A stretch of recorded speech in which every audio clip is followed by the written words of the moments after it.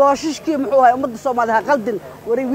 ويل يراتاي صومالي متقنا كود سوغيسا والله ودا داونايا waxa way mataqaana buushishkii mataqaana qawaariis ku soo gabanaysi hadii dawladda ay jibisay yaa laga dhigay anagoo dhan guriga leenahay gurigeena meelaha guriga laga jibinayo ku yaadeen maana laga jibiyo anaga buushish oo basiyo mataqaana shacabkana taas ugu tusina wararka ku hadlaysay mataqaana bedela waxa la burburi waxa way buushish way oo maalin walba mataqaana qawaariis ku ugu soo dhuumanaysi oo baarlamaanka cod aqbaliyay ee lagu asixiyo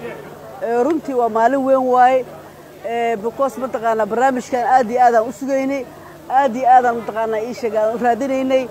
30 sano ayaan la maamulayay maanta mataqaana Soomaaliya gacanteeda ay ku soo laabatay wasaaradda haweenka mataqaana shaqooyinka ay haysa taariikh lama ilaawaan way wasiir Khadiija Maqsuumi mataqaana halkaas aan ugu hambalyeynaa iyadii gudigeediiba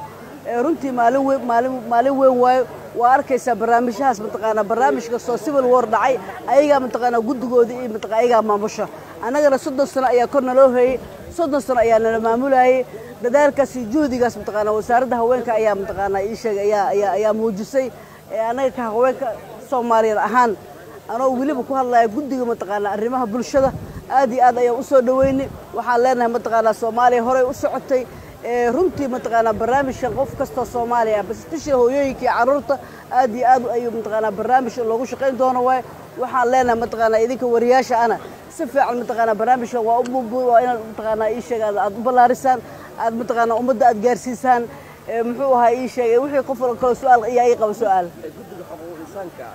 caddiga ka jira dalka oo hooyo maalin walba ooyeysa oo leh guriyana laga jijibiyay ma laga yaabaa inay fiiri aniga guddigan kale guri la jibiyay kama hadlin aniga waxaan ka hadlaynaa mataqaana guriyaha la jijibiyay mataqaana fiiri carshaantii mataqaana ii sheegay fiiri booshishkii muxuu ahaa ummadda Soomaaliya haqaldin wari wiil yaraatay Soomaaliya mataqaana ku wada sugaysa waa lagu wada daawanaya waxa way mataqaana buushishkii mataqaana qawaariis ku soo gabanaysi hadii dawladda ay jibisay yaa laga dhigay anagoo dhan guriga leenahay gurigeena meelaha guriga laga jibinayo ku yaadeen maana laga jibiyo anaga buushish oo basiyo mataqaana shacabkana taas ugu tusina wararka ku hadlaysay mataqaana bedela waxa la burburi waxa way buushish way oo maalin walba